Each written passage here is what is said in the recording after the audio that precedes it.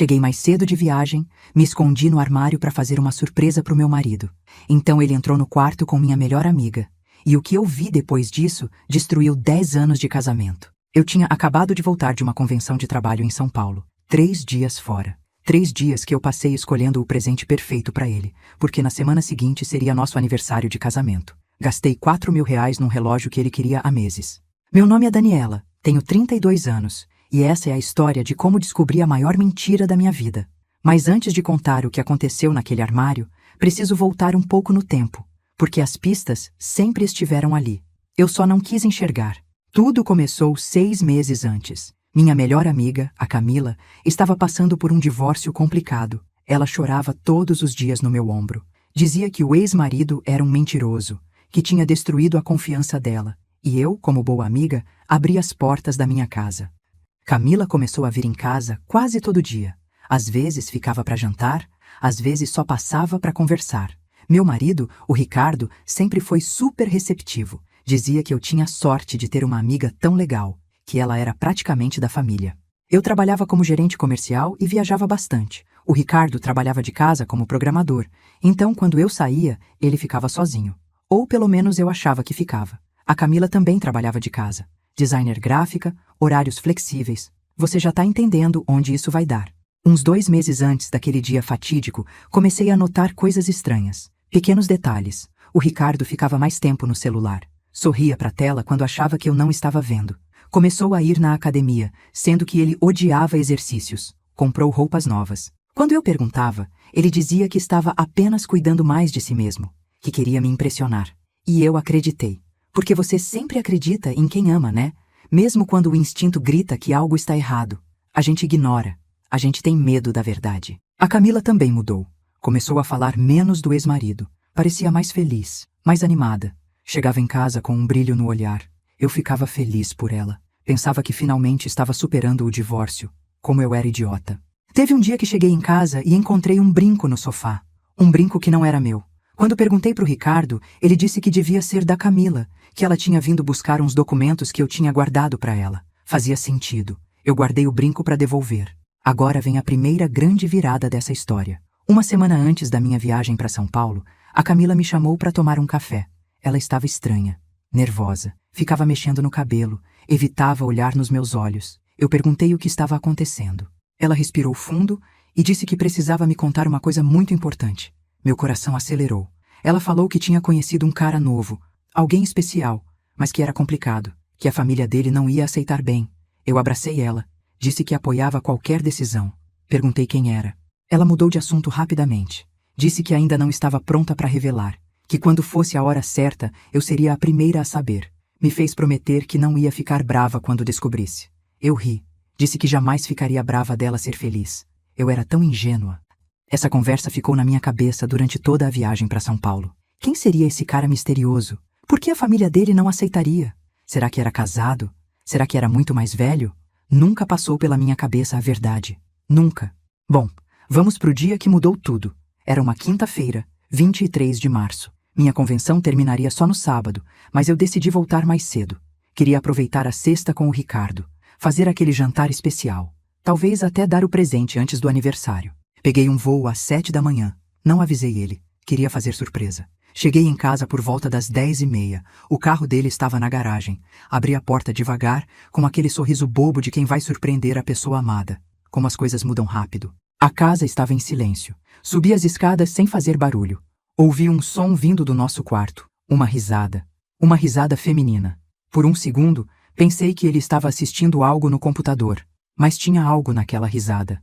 Algo familiar. Meu coração começou a bater mais rápido. Minhas mãos ficaram geladas. Eu não queria abrir aquela porta, porque parte de mim já sabia. O instinto feminino nunca erra. Mas eu precisava ver. Precisava ter certeza. Então fiz algo que nem eu mesma esperava. Abri a porta do quarto bem devagar. Eles estavam de costas para a porta, de frente para a janela, conversando baixo, íntimos demais, próximos demais.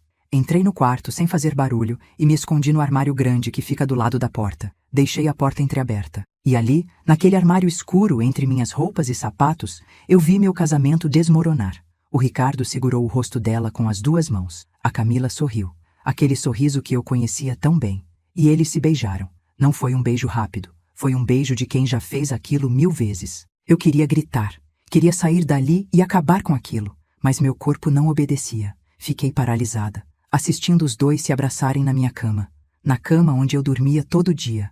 A raiva foi substituída por uma dor tão grande que eu mal conseguia respirar. Mas o pior ainda estava por vir. Eles se sentaram na cama. A Camila apoiou a cabeça no ombro dele. E então ela disse algo que me fez tremer inteira. Ela disse que estava cansada de esconder. Que queria contar logo pra mim. Que eu era a melhor amiga dela e merecia saber a verdade. Eu quase dei risada. Quase. O Ricardo ficou em silêncio por um tempo. Depois disse que também queria, mas que tinha medo da minha reação. Que eu ia ficar arrasada.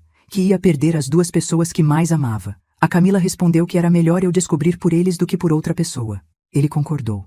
Disse que no final de semana, quando eu voltasse de viagem, eles iam me contar juntos. Iam pedir desculpas. Iam explicar que não planejaram aquilo. Que aconteceu aos poucos. Que tentaram resistir, mas o sentimento foi mais forte. E que agora queriam ficar juntos. Nesse momento, algo dentro de mim quebrou.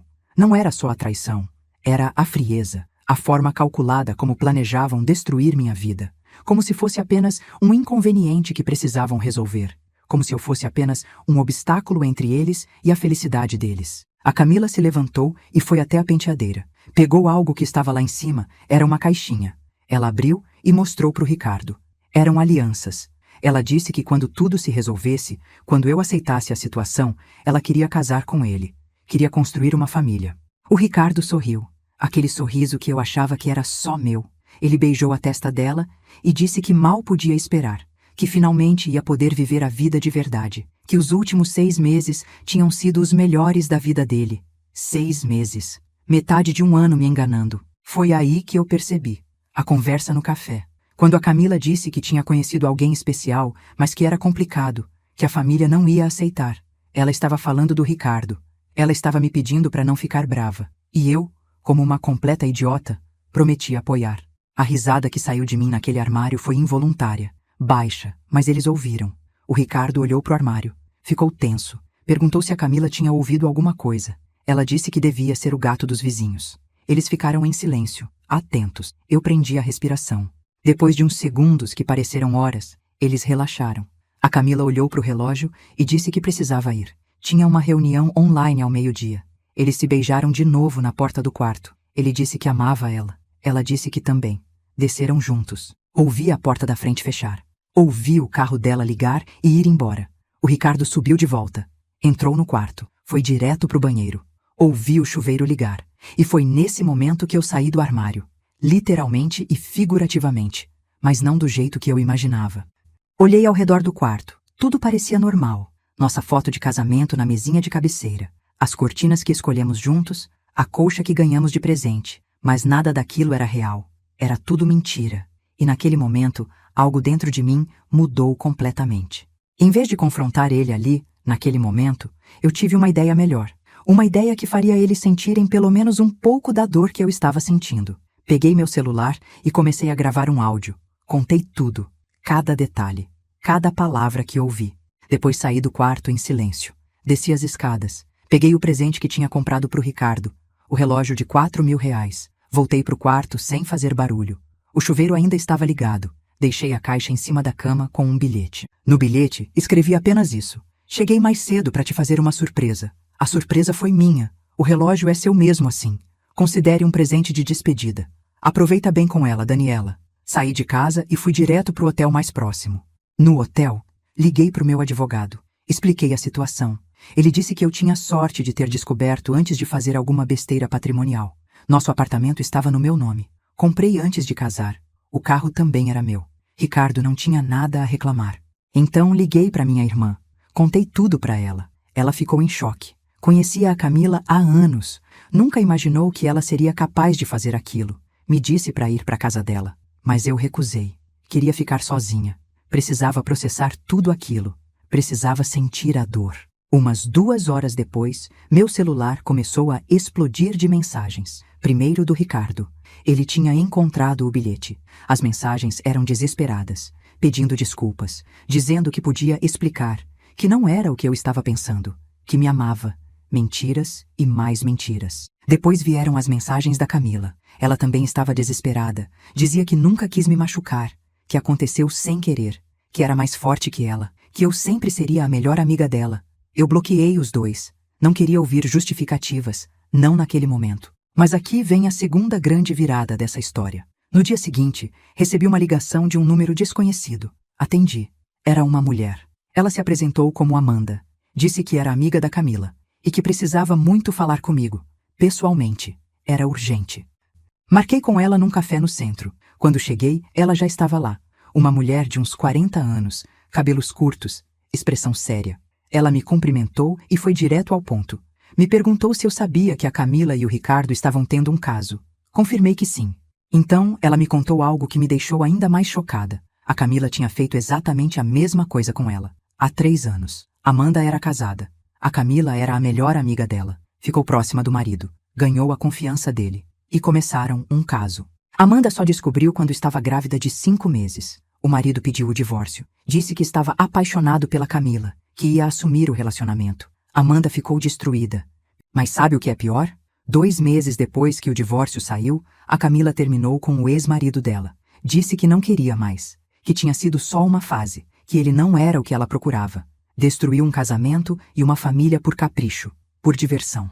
Amanda me mostrou prints de conversas, fotos, provas, tudo documentado. Ela tinha guardado cada evidência. Me disse que quando soube pelo Instagram que a Camila estava envolvida com outra pessoa casada, decidiu me procurar. Não queria que eu passasse pelo mesmo que ela. Eu fiquei sem palavras. Quem era essa pessoa que eu chamava de melhor amiga? Quantas outras mulheres ela tinha feito isso? Quantos casamentos ela destruiu? E por quê? Amanda me explicou que depois de muita terapia, entendeu o perfil. Camila era uma pessoa que precisava de validação. Ela não queria os homens de verdade. Queria provar para si mesma que conseguia tirá-los de outras mulheres. Era uma competição doentia. Um vazio emocional que ela tentava preencher, destruindo relacionamentos. Mas nunca ficava satisfeita. Por isso, sempre terminava depois. Agradeci a Amanda por ter vindo me contar. Ela me abraçou e disse que eu era forte, que ia superar aquilo, que tinha feito o melhor favor da minha vida ao descobrir antes de desperdiçar mais tempo. Me passou o contato dela e disse que podia ligar sempre que precisasse. Voltei pro hotel com a cabeça fervendo. Não era só raiva, era nojo. Nojo de ter sido tão cega. Nojo de ter aberto minha casa para aquela pessoa. Nojo de ter consolado ela enquanto ela planejava destruir minha vida. Mas mais do que isso, eu sentia pena do Ricardo. Porque ele não sabia com quem estava se envolvendo. Não sabia que em alguns meses ela ia cansar e terminar. Que ia ficar sozinho. Sem mim. Sem ela. Sem nada. E parte de mim queria avisar. Mas outra parte queria que ele aprendesse da pior forma possível. Decidi então fazer algo que talvez não fosse a coisa mais madura. Mas era o que eu precisava. Mandei uma mensagem pro Ricardo dizendo que topava conversar. Mas só se a Camila estivesse junto. Ele concordou na hora. Marcamos no apartamento no dia seguinte às 3 da tarde. Quando cheguei, os dois estavam na sala. Sérios, tensos. Começaram a falar ao mesmo tempo. Eu levantei a mão pedindo silêncio. Disse que tinha algo para mostrar para eles antes. Conectei meu celular na televisão. Coloquei para tocar o áudio que tinha gravado no armário. Os rostos deles foram mudando conforme o áudio tocava. Ficaram brancos. A Camila começou a chorar.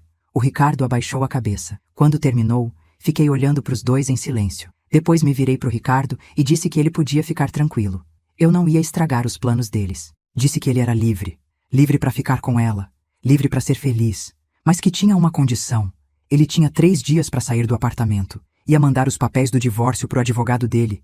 E não queria ver a cara de nenhum dos dois nunca mais na vida. Virei para sair. Foi quando a Camila me segurou pelo braço. Pediu para eu escutar. Disse que precisava me contar a verdade. Que não era amor. Que tinha sido um erro. Que ela estava confusa. Que o divórcio dela tinha mexido muito com a cabeça. Que eu era importante demais para perder. Eu olhei para ela e sorri. Aquele sorriso triste de quem finalmente entendeu tudo. Então, contei sobre a Amanda. Sobre o que ela tinha feito 3 anos atrás. Sobre o padrão. Sobre a doença. O rosto da Camila ficou vermelho. Ela negou tudo. Disse que a Amanda era louca. Mostrei as provas, as conversas, as fotos, tudo. O Ricardo olhou para ela com uma expressão de horror. Ele tinha acabado de entender que também era só mais uma vítima. Que em alguns meses ela ia fazer exatamente a mesma coisa com ele. E agora era tarde demais. A Camila tentou se explicar. Mas não tinha explicação. Ela tinha mostrado quem realmente era. e agora estava exposta. Saiu correndo do apartamento. O Ricardo ficou parado ali, destruído.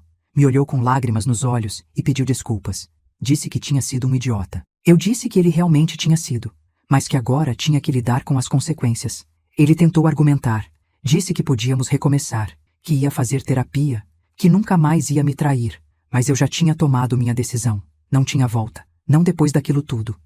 E aqui chegamos no grande final. 3 meses depois, recebi uma mensagem da Camila. Ela pedia desculpas. Dizia que estava fazendo terapia, que tinha entendido seus problemas, que queria minha amizade de volta. Nem respondi. Só bloqueei de novo. O Ricardo tentou me procurar várias vezes. Mandava flores, cartas, presentes. Tudo voltava para o remetente. O divórcio saiu em 2 meses. Ficou tudo para mim. O apartamento, os móveis, tudo. Ele saiu sem levar nada. Acho que era o mínimo depois do que fez. 6 meses depois do dia do armário, encontrei a Amanda para tomar um café. Ela me contou que a Camila tinha se mudado para outra cidade, que estava trabalhando numa empresa nova e que, segundo amigas em comum, já estava se aproximando de um colega casado. Eu e Amanda viramos amigas de verdade. Aquele tipo de amizade que nasce da dor compartilhada. Ela me apresentou outras mulheres que tinham passado por situações parecidas. Criamos um grupo de apoio.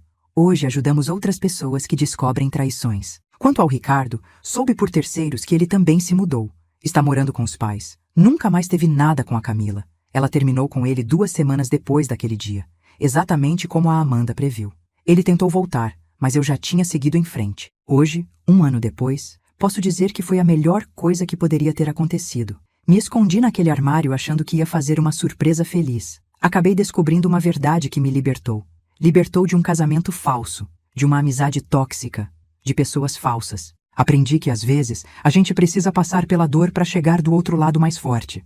Aprendi que instinto feminino é real, que quando algo parece errado, provavelmente está errado mesmo. Aprendi a confiar mais em mim, a valorizar quem realmente merece. E sabe aquele relógio de R$ 4.000 que eu dei pro Ricardo? Descobri que ele vendeu no dia seguinte. Usou o dinheiro para comprar um presente para Camila, um colar. Ela devolveu o colar quando terminou com ele. Ele ficou sem o relógio, sem o dinheiro, sem ela e sem mim. A vida tem dessas ironias. Você acha que está perdendo tudo, mas na verdade está se livrando do que te impedia de ser feliz de verdade. Hoje namoro uma pessoa incrível, alguém que conheci no grupo de apoio, alguém que entende minha história porque também tem a sua. Se tem alguém aí assistindo isso e sentindo que algo está errado no relacionamento, confia no seu instinto. Presta atenção nos sinais. Não ignora as bandeiras vermelhas, porque lá no fundo você já sabe a verdade, só está com medo de encarar. E eu entendo, mas vale a pena. Essa foi minha história. A história de como me escondi num armário para fazer uma surpresa e acabei descobrindo a maior traição da minha vida. Mas também de como essa descoberta me levou para um caminho melhor. Um caminho de verdade, de autoconhecimento e de pessoas que realmente merecem estar na minha vida.